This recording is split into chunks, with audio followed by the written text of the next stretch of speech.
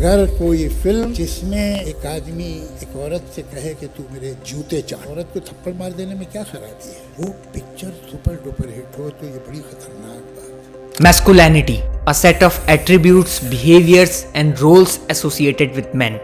देखो सिंपल भाषा में देखा जाए तो एक आदमी के सारे एट्रीब्यूट्स और क्वालिटीज को मैस्कुलिनिटी बोलते हैं। बट आज के टाइम में मैस्कुलिनिटी का डेफिनेशन बहुत अलग हो गया है। If you can't slap, if you can't touch your woman wherever you want, you can't kiss, you can't use cuss words, I don't see emotion there.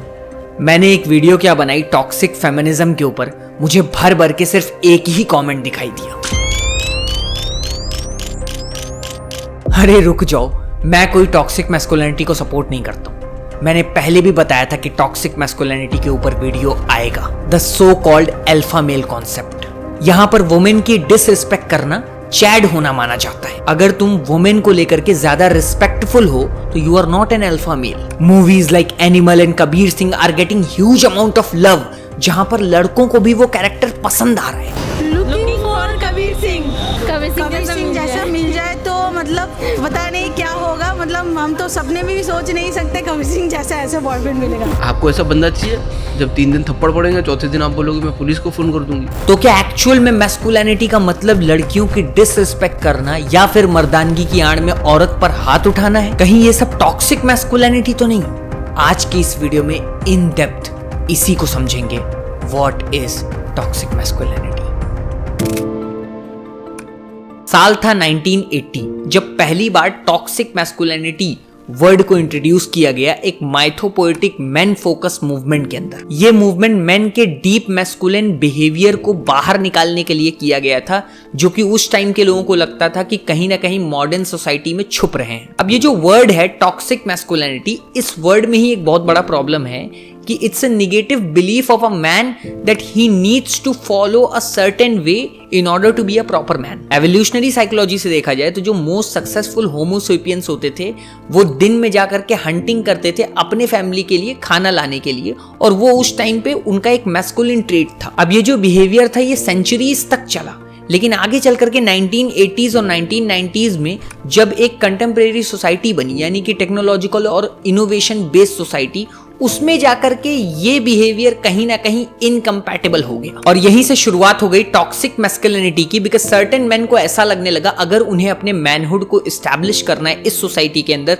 तो they have to do something exaggerated और something extreme violent, because वो जो पुराने वाले masculine trait थे वो कहीं ना कहीं अब बेसिक नॉर्म बन चुके हैं। अब बॉलीवुड हो या हॉलीवुड हो, यही है जो हमारी सोसाइटी को इतना ज्यादा इन्फ्लुएंस करता है। साल था 1998 और हॉलीवुड में एक मूवी रिलीज होती है जिसका नाम होता है अमेरिकन साइको। आपने इस मूवी का नाम सुना हो या ना सुना हो, बट आपने इस मूवी के सीन्स को वो अल्फा मेल वाली रील्स और मैस्कुलिन मैन वाली रील्स में जरूर देखा होगा। इस मूवी का जो सबसे मेन कैरेक्टर होता है पैट्रिक, जिसको रील वालों ने तो पूरा अल्फा मेल कम्युनिटी का बाप बना रखा है। बेसिकली वो एक दिखावे की जिंदगी जीता है अपने साथ में रहने वाले लोगों के सामने अथॉरिटेटिव बनने के लिए, और वो सबको बताता रहता है कि वो कौन से कपड़े पहनता है, कौन सा म्यूजिक सुनता है, वगैरह वगैरह। अब ऐसे लोगों के साथ में रहने वाले लोग भी उसी सेम कैटेगरी के होते हैं। जैसे मूवी के शुरुआत में ही एक सीन दिखाया जाता है जिसमें पैट्रिक के साथ बैठे हुए लोगों में उसका एक बहुत करीबी दोस्त उसको अपना एक विजिटिंग कार्ड दिखाता है जो कि सेम पैट्रिक के विजिटिंग कार्ड जैसा होता है, और ये देख करके पैट्रिक को भाई आग लग जाती है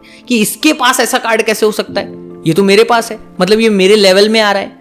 ये एक फीलिंग ऑफ जेलसी उसके अंदर डेवलप होती है। तो यहां पर रुक करके मैं एक बात कहना चाहूंगा, अगर तुम्हारे अंदर जलन आती है दूसरों से तो भाई ये तो सबसे बड़ा फेमिनिन ट्रेट है और तुम झंडा गाड़ते हो अल्फा मेल का। खैर पैट्रिक को वो विजिटिंग कार्ड देख करके जलन तो पैदा हो गई और उस जलन और फ्रस्ट्रेशन में वो बाहर आता है और एक होमलेस बेगर को बेरहमी से मारता है और उसके कुत्ते को भी जान से मार देता है। वैसे तो पूरी मूवी बहुत ही डिस्टर्बिंग है। लाइक एक सीन में पैट्रिक जाता है और एटीएम के पास में एक बिल्ली को जान से मार देता है, उसके बाद में एक औरत आती है बचाने के लिए बिल्ली को, उसको भी वहीं पे मार देता है। तो पूरी ही मूवी बहुत ही वायलेंट है और एंड में पता चलता है कि ये सारे मर्डर्स वो अपने माइंड में कर रहा होता है, वो साइकोलॉजिकल पेशेंट होता है। बट मैं भैया यहाँ पर मूवी का कंक्लूजन और स्टोरी बताने के लिए नहीं बैठा हूं। मेरा कंसर्न ये है कि जिस मूवी में इतना ज्यादा वायलेंस और इतना ज्यादा निगेटिविटी प्रमोट किया जा रहा है, लोग उसे ही सिग्मा मेल मूवी समझ रहे हैं। अब फिर यहाँ पर बहुत सारे लोग आकर के बोलेंगे कि भाई मूवी ही तो है, क्या इतना सीरियस बना रहा है, क्या ही हो जाएगा।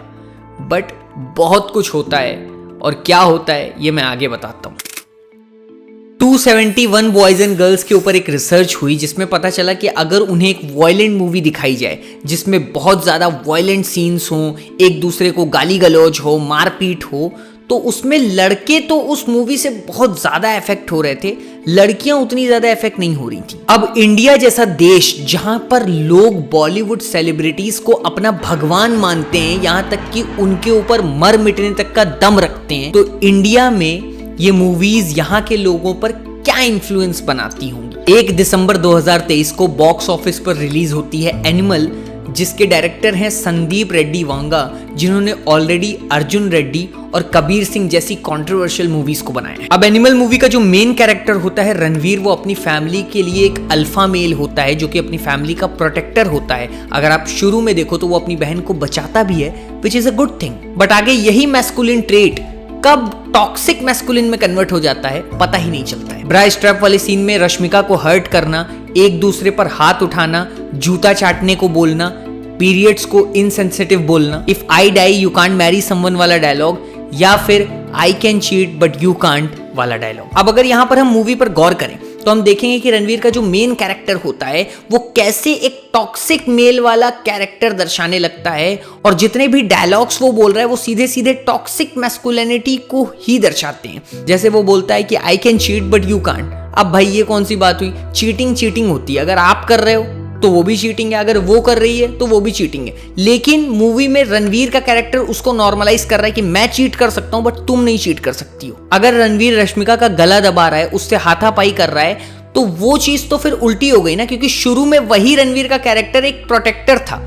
और ये जो मैस्कुलिन ट्रेट होता है ये होता है इंसान के लिए कि वो अपनी फैमिली का प्रोटेक्टर रहे। चूंकि मैंने शुरू में बताया एवोल्यूशनरी साइकोलॉजी को अगर देखें तो शुरू से मैस्कुलिन मेन जो होते थे वो अपने फैमिली के लिए प्रोटेक्टर होते थे। अब यहाँ पे रणवीर प्रोटेक्टर छोड़ो, यहाँ पे ये तो खुद ही दुश्मन बना जा रहा है, तो खुद ही गला दबा रहा है, तो वो चीज एक टॉक्सिक मैस्कुलिन ट्रेट है। अब होता क्या है, ऐसे मूवीज से जब लोग इन्फ्लुएंस होते हैं तो वो रिलेशनशिप में भी यही सारी हरकतें करने लगते हैं। अब कोई बॉयफ्रेंड अपनी गर्लफ्रेंड को बोलेगा कि आई can cheat but you can't, तो भाई ये तो फिर वही उल्टी वाली बात हो गई ना, फिर वो रिलेशनशिप में प्रॉब्लम आना शुरू होंगे। या फिर ये बोलना कि तुम मेरे जूते चाटो, ये सीधे सीधे एक टॉक्सिक ट्रेट है जो कि मिसोजिनिस्टिक बिहेवियर को दिखाता है। अब मैंने अपनी फेमिनिज्म वाली वीडियो में बताया था कि 4 मोर शॉट जो सीरीज थी उसमें दामिनी का कैरेक्टर रिपीटेडली अपने बॉयफ्रेंड के ऊपर चीट करता है और बाद में आकर के वो बोलती है कि मैं मेंटली स्टेबल नहीं थी इसलिए मैं चीट कर रही थी, I am sorry for that. लेकिन वहां पर विक्टिम कौन होता है? देखो सीरीज के अंदर तो दामिनी को विक्टिम दिखाया जाता है, लेकिन एक्चुअल विक्टिम कौन है? उसका बॉयफ्रेंड।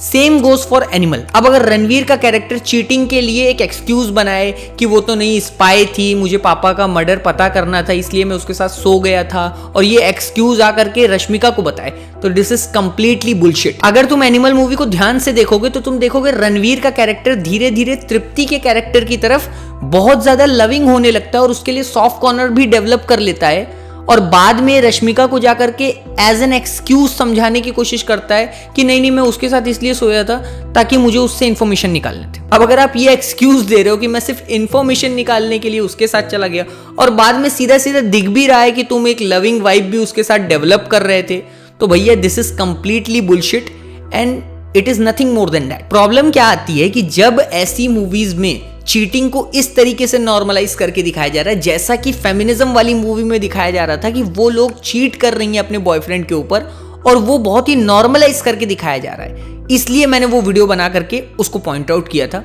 तो इस मूवी में भी चीटिंग को बहुत ही नॉर्मलाइज करके दिखाया गया है, इसीलिए मैं ये चीज कह रहा हूं कि चीटिंग कोई नॉर्मलाइज होने वाली चीज नहीं है। चीटिंग चीटिंग ही है, लड़का करे तब भी चीटिंग है, लड़की करे तब भी चीटिंग है। एनिमल मूवी के डायरेक्टर संदीप रेड्डी वांगा एक इंटरव्यू में तो यहां तक कहते हैं कि अगर आप प्यार में एक दूसरे को थप्पड़ नहीं मार सकते हो तो वो प्यार नहीं है। मतलब इनके हिसाब से कि प्यार में वॉयलेंस का इंक्लूड होना बहुत ज्यादा इंपॉर्टेंट है, तभी आप प्यार में माने जाओगे, वरना तो इनको लगता है कि आप प्यार में नहीं हो जब तक आप एक दूसरे को थप्पड़ और चप्पल नहीं मार रहे हो। If you can't slap, if you can't touch your woman wherever you want, and if you can't slap, you can't kiss, you can't use cuss words, I don't see emotion there. अब देखो problem ये है कि इनका जो खुद का mindset है, इनकी जो खुद की विचारधारा है, ये उन्हीं विचारधारा को मूवीज के अंदर डाल करके पूरे दुनिया के अंदर आम कर रहे हैं। अभी तक अगर एनिमल का ग्रॉस कलेक्शन देखा जाए तो वो 817 करोड़ का है, विच इज ह्यूज। सोचो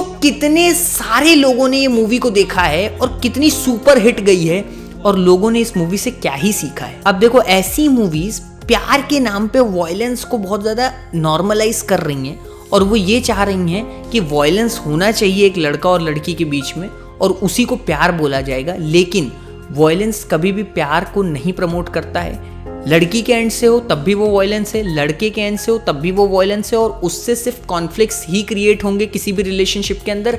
कभी कोई स्टेबल रिलेशनशिप वॉयलेंस के बेस पे नहीं डेवलप हुआ है। The more you glorify these things, people will start doing that things in their relationship too. एक वर्ड है मिसोजिनी। डेफिनेशन देखोगे तो तुम्हें मिलेगा हेट्रेड और prejudice against women. Basically it's a form that keep women lower social status than men. Misogynistic उसको बोला जाता है जिसके अंदर वुमेन के लिए एक अलग ही हेट हो। 21 जून 2019 को एक मूवी आती है कबीर सिंह, जो कि अर्जुन रेड्डी नाम की ही मूवी की रीमेक थी, जिसमें शाहिद कपूर का कैरेक्टर एक बहुत ही इंटेलेक्चुअल डॉक्टर होता है, और इस पूरी मूवी में शाहिद कपूर के ही कैरेक्टर को बहुत ज्यादा ग्लोरीफाई किया गया है कबीर सिंह के नाम पर। Now the problem with this movie was his misogynistic personality। उसको औरतों से एक अलग ही प्रॉब्लम होती है, और पूरी मूवी में वो औरतों का अपमान ही करते दिखता है। जैसे वो काम वाली वाई में हल्का सा ग्लास टूट जाने पर उसको दौड़ा लेना। एक सीन आता है जहां पर कबीर सिंह वो चाकू निकाल लेता है और उस लड़की को बोलता है कि तू कपड़े उतार। Now these scenes are too violent, और सोसाइटी के लिए ये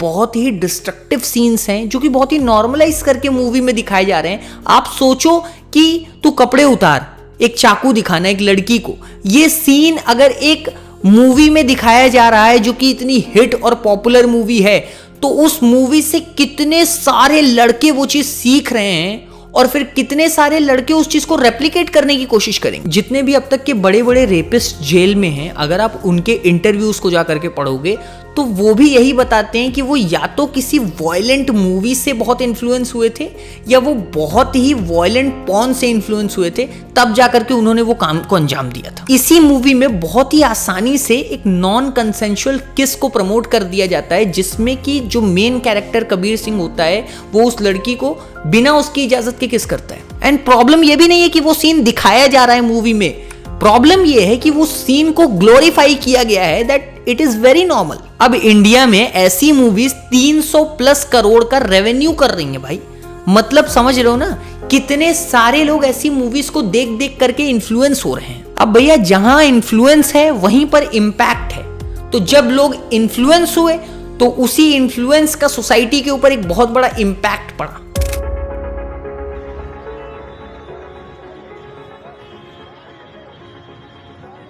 ये वीडियो है तेलुगु एक्टर नागा शौर्य का, जिसमें वो अपनी गाड़ी से एक जगह जा रहे होते हैं और वो देखते हैं एक लड़का ऑन रोड पे अपनी गर्लफ्रेंड को थप्पड़ मार रहा होता है।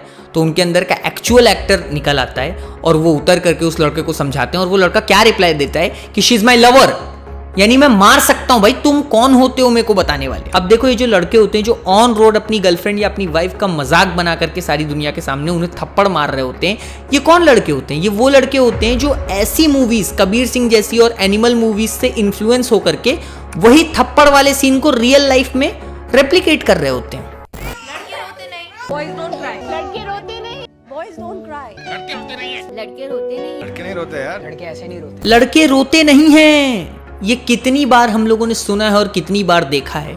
और टॉक्सिक मैस्कुलिनिटी जितना ज़्यादा दुनिया में बढ़ रही है, जितना ज़्यादा उसका मीडिया प्रमोशन जारी है, उसके वजह से ये जो सप्रेशन ऑफ इमोशन है ये बहुत तेज़ी से बढ़ रहा है। ये टॉक्सिक मैस्कुलिनिटी का कॉन्सेप्ट यंग मैन को डिस्करेज करता है कि वो अपने सैडनेस और अपने ट्रॉमास को दुनिया के सामने ला करके कभी रोए ना, बहुत मजबूत बने रहें, हमेशा अपने इमोशंस को सप्रेस कर लें। और ये जो चीज़ होती है ना, ये उस आदमी को और ज़्यादा वायलेंट बना रही होती है उसके अंदर, क्योंकि वो अपने अंदर की ही दुनिया में जी रहा होता है, वो अपने इमोशंस को कभी बाहर नहीं ला रहा होता है। अगर आप एनिमल मूवी को भी देखो तो जब उसके फादर उसको थप्पड़ पे थप्पड़ मार रहे होते हैं तो बहुत ही मजबूती से उसको सह रहा होता है, वो रोता नहीं है। Now this can lead to internalise stress, isolation and mental health issues, और यही सारी चीज़ें आगे चल करके उसी आदमी को एक टॉक्सिक मैस्कुलिन बनाता है। आगे चल करके वो किसी लड़की के साथ जब रिलेशनशिप में आएगा या उसकी शादी होगी तो उस लड़की की लाइफ को बर्बाद करेगा। कैसे? उसको थप्पड़ मार के, उसको नीचा दिखा करके, उसको गिरा करके। क्यों? क्योंकि वो अंदर से इतना अपने इमोशंस को सप्रेस करते हुए पैदा हुआ है, बड़ा हुआ है, तो वो हमेशा वही चीज सीखेगा। All you girls who rejected me and looked down upon me, and all of you men for living a better life than me, all of you sexually active men, I hate you. I hate all of you. I can't wait to give you exactly what you deserve. ये जो लड़के की आपने अभी video देखी, ये क्या बोल रहा है? इसको रिवेंज लेना है। इसने YouTube पर वीडियो डाली इसलिए कि इसको बहुत बुरा लगा जब इसको बहुत सारी लड़कियों ने रिजेक्ट किया। ये वीडियो बनाने के बाद में यही बंदा जाता है और अपने रूममेट्स को पहले जान से मारता है, उसके बाद में अपने यूनिवर्सिटी के पास जाता है, वहां पर 2 लेडी को जान से मारता है। अब अगर आप ध्यान दो तो इस बंदे की पूरी सिचुएशन बहुत ज्यादा को सिमिलर है अमेरिकन साइको मूवी से, जिसमें वो बंदा अपने दोस्त को घर में बुला के मार देता है, कुछ प्रोस्टिट्यूट्स को बुलाता है, फिर उनको मार देता है, एक लड़की को मार देता है, अपनी सेक्रेटरी को घर में बुला करके मारने की कोशिश करता है। तो कहने का मतलब है कि जितना ज्यादा लोग ऐसी मूवीज देखते हैं, क्या पता ये बंदा उसी मूवी से इंस्पायर हुआ। अब ये जो अग्रेसिव बिहेवियर है, ये पूरी तरीके से लिंक है टॉक्सिक मैस्कुलिनिटी के साथ में। उसका जो माइंडसेट था कि मेरे को रिजेक्ट कैसे किया इन लोगों ने। All you girls who rejected me and looked down upon me, I can't wait to give you exactly what you deserve. मेरे को रिजेक्ट किया, अब मैं इनको मारूंगा, अब मैं इनको इनकी औकात दिखाऊंगा। ये जो माइंडसेट है, बस ये माइंडसेट ही गलत है। ऐसे अग्रेसिव ट्रेट्स को नॉर्मलाइज करके टॉक्सिक मैस्कुलिनिटी बहुत बड़े वायलेंस में कन्वर्ट हो जाती है। पुराने जमाने की मूवीज में ये चीज दिखाई जाती थी कि जब घर में कोई लड़की पैदा होती थी तो घर वाले उतना खुश नहीं होते थे, स्पेशली हस्बैंड ही नहीं खुश होता था। बट दुख वाली बात यह है कि अभी भी लोग बॉलीवुड की उन मूवीज से इन्फ्लुएंस हैं और कहीं ना कहीं वो माइंडसेट रखते हैं। जैसे पुणे के रहने वाले कृष्णा काले ने अपनी वाइफ अर्चना कृष्णा काले को तुरंत थप्पड़ मारा जैसे ही उन्होंने एक बेबी गर्ल को डिलीवर किया हॉस्पिटल के अंदर। यहां तक कि वो अंदर जा करके उसने थप्पड़ मारा जैसे उसको पता चला, और बाद में जो गार्ड था वहां पर हॉस्पिटल सिक्योरिटी का, वो जब अंदर आता है तो उसने न्यूज में ये भी बताया कि इस बंदे ने उस गार्ड को भी मारा। एक और बहुत कंट्रोवर्शियल मूवी थी जोकर, जिसमें मेन कैरेक्टर को एक बहुत ही बेसहारा इंसान दिखाया जाता है, कोई उसकी तरफ ध्यान नहीं देता है, ना ही कोई उसकी मदद करना चाहता है, और जब वो टीवी पर लाइव मर्डर कर देता है तो रातों रात इतना ज्यादा फेमस हो जाता है। क्या इंपैक्ट हुआ जोकर मूवी का? बाद में यूएस में इतने नंबर ऑफ मर्डर्स होने लगे सिर्फ और सिर्फ जोकर मूवी के वजह से। एक और बहुत इंपॉर्टेंट पॉइंट है कि आज के टाइम में ये टॉक्सिक मैस्कुलिनिटी सिर्फ और सिर्फ मूवीज से ही नहीं प्रमोट हो रही है, सोशल मीडिया में भी इसका एक बहुत बड़ा हाथ है। People like Andrew Tate normally promote misogynistic behaviour on the name of male supremacy and promote violence against women. भाई रील्स उठा लो, यूट्यूब वीडियोस उठा लो, वेब सीरीज उठा लो, कुछ भी उठा लो, उसमें इजीली वुमेन्स को ऑब्जेक्टिफाई किया जाता है और बहुत ही नॉर्मल माना जाता है। मजेदार बात क्या है, जब आप कमेंट सेक्शन खोलोगे तो उसमें मेनली जो मेन होते हैं जो वुमेन को पॉइंट आउट कर रहे होते हैं वो सारे लोनली और आइसोलेटेड मेन होते हैं। अब चूंकि मीडिया कॉन्टिन्यूसली वुमेन को ऑब्जेक्टिफाई कर रहा होता है तो ये जो मेन होते हैं आइसोलेटेड और लोनली मेन, ये वुमेन के लिए अपने दिल में एक मिसोजिनिस्टिक बिहेवियर पैदा कर लेते हैं। फिर उनके लिए हर एक लेडी गलत है, चाहे वो जो भी हो। जैसे प्रिया मैम के साथ हुआ। प्रिया मैम यूट्यूब पर एक टीचर थी जो कि यूट्यूब पर लेक्चर्स लेती थी। इनका एक लेक्चर वायरल हो जाता है तो लोग उस वीडियो पर आकर के लेक्चर के अलावा छोड़ करके सारा कमेंट करते हैं और भर भर के उनको ऑब्जेक्टिफाई करते हैं, और इतना ऑब्जेक्टिफाई कर देते हैं कि एक वक्त ऐसा आता है कि प्रिया मैम यूट्यूब ही छोड़ देती हैं। अब सबसे ज्यादा गौर करने वाली बात यह है कि ये जो लड़के थे जो उनको इतना ज्यादा ऑब्जेक्टिफाई करे कमेंट बॉक्स के अंदर और मीम पेजेस जो उनको ऑब्जेक्टिफाई करे, ये सारा जो कुछ चल रहा होता है ये क्यों होता है? क्यों?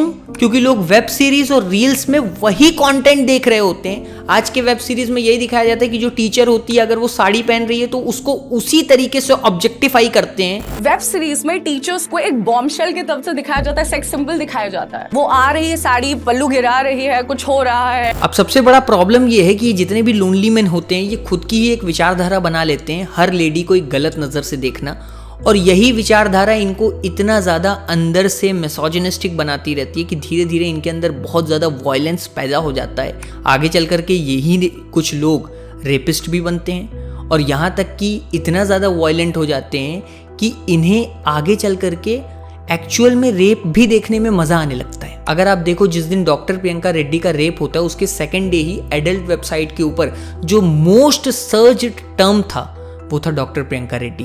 इतना ज्यादा लोग मेंटली डिस्टर्ब हैं, एंड ये वही लोनली और आइसोलेटेड मिसोजिनिस्टिक मेन हैं जो कि इंटरनेट पर वुमेन को ऑब्जेक्टिफाई करते हैं और एनिमल और कबीर सिंह जैसी मूवीज से बहुत ज़्यादा इन्फ्लुएंस होते हैं और वो ऐसी विचारधारा धीरे धीरे करके डेवलप कर लेते हैं। अब अगर मैं बोलूँगा कि ये जो मूवीज़ होती हैं, जो वेब सीरीज़ होती हैं, ये जो एडल्ट कंटेंट होते हैं, ये कहीं ना कहीं लोगों को इतना ज़्यादा मेंटली अफेक्ट करते हैं, तो लोग मेरे को आके क्या बोलेंगे, अरे भाई एंटरटेनमेंट है, वीडियो को वीडियो की तरह लो, मूवी को मूवी की तरह लो, कुछ नहीं होता है, लोग ये सब आकर के बोलते हैं। बट भाई जाकर के पढ़ो, जाकर के समझो, जाके रिसर्च करो, आपको पता चलेगा कि ये सारी चीजें होती हैं और लोग अफेक्ट हो रहे हैं। यही वायलेंस, यही मारकाट लोग सीख रहे हैं और यही सारी चीजें अपने जिंदगी में जाकर के रेप्लिकेट कर रहे हैं। इस दुनिया में औरतों के अंदर एक अलग ही एनर्जी दी गई जिसको बोला गया फेमिनिन एनर्जी, और आदमियों के अंदर एक अलग ही एनर्जी दी गई जिसको बोला गया मैस्कुलिन एनर्जी। जब ये दोनों एनर्जीज आपस में सेम लेवल पे काम करती हैं तो ह्यूमंस का डेवलपमेंट होता है, लेकिन अगर इन दोनों में से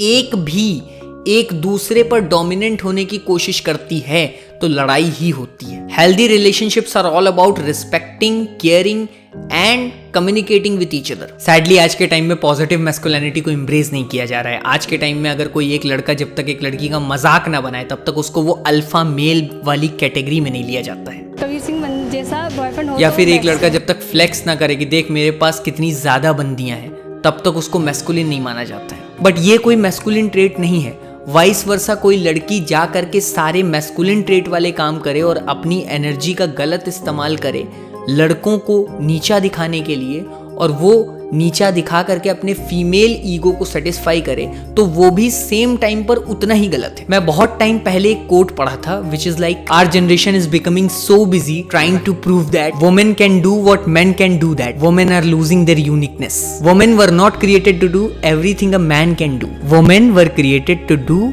everything a man can't do. इसीलिए फेमिनिन एनर्जी का होना बहुत ज़्यादा इंपॉर्टेंट है, जस्ट लाइक मैस्कुलिन एनर्जी का होना बहुत ज़्यादा इंपॉर्टेंट है। दोनों के बैलेंस से ही चीज़ें अच्छे से वर्क करती हैं। रिसर्च में पता चला है हेल्दी मैस्कुलिनिटी मेन को बहुत ज़्यादा हेल्प करती हैं अच्छे रिलेशनशिप बिल्ड करने में। इसलिए मैस्कुलिन ट्रेट और फेमिनाइन ट्रेट दोनों ही बहुत ज़्यादा इंपॉर्टेंट हैं और दोनों का होना बिल्कुल गलत नहीं है। प्रॉब्लम कहाँ होती है? प्रॉब्लम होती है जब ये फेमिनिन ट्रेट एक टॉक्सिक फेमिनिज्म का रूप ले लेता है और ये मैस्कुलिन ट्रेट एक टॉक्सिक मैस्कुलिन का एक रूप ले लेता है। इसीलिए what I am trying to say is we should not glorify toxic masculinity. अब चूंकि मैस्कुलिन रहना भी बहुत ज्यादा इंपॉर्टेंट है अपनी ही फैमिली के लिए एक प्रोटेक्टर बनना और अपनी फैमिली को सेफ रखने के लिए, लेकिन आपको यह भी ध्यान रखना है कि कब आप एनिमल मूवी जैसे कैरेक्टर के लिए कहीं आगे चल करके अपनी जिंदगी में एक टॉक्सिक मैस्कुलिन न बन जाओ। इसीलिए एनिमल जैसी मूवीज और कबीर सिंह जैसी मूवीज का एक बहुत बड़ा इम्पैक्ट पड़ता है सामने वाले इंसान के ऊपर, देखने वाले इंसान के ऊपर, भले ही लोग चाहे जितना डिनाई करें, क्योंकि देखो जिन लोगों ने मूवी बनाई है उनके लिए तो वो बिजनेस है और वो हमेशा मीडिया में आकर के डिनाई करेंगे कि कुछ नहीं होता है, अरे बट उसके कॉन्सिक्वेंसेस बहुत गहरे हो सकते हैं। मैंने सारे फैक्ट एंड स्टडी रख करके आपको समझाया।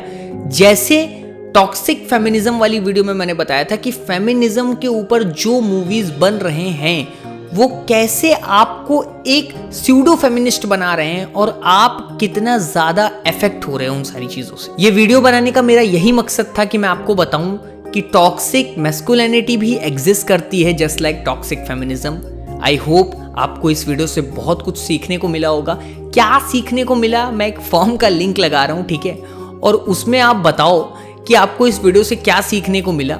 जो भी बेस्ट रहेगा ना वीडियो, एक किसी वीडियो को हम नेक्स्ट वीडियो में फीचर करेंगे। और हम क्या सोच रहे हैं ना, हमारी पूरी टीम में हम बात कर रहे थे कि हम हर वीडियो में ऐसा कुछ करने का प्लान कर रहे हैं कि फॉर्म का लिंक परमानेंट लगा देंगे, ताकि हमारे पास में बहुत सारे रिक्वेस्ट आते हैं कि हम आपको वीडियो भेजना चाहते हैं, तो आप उसमें वीडियो भेज सकते हो कि इस चैनल से आपकी कैसे हेल्प हो रही है। And thank you so much, आपने इस वीडियो को यहाँ तक देखा।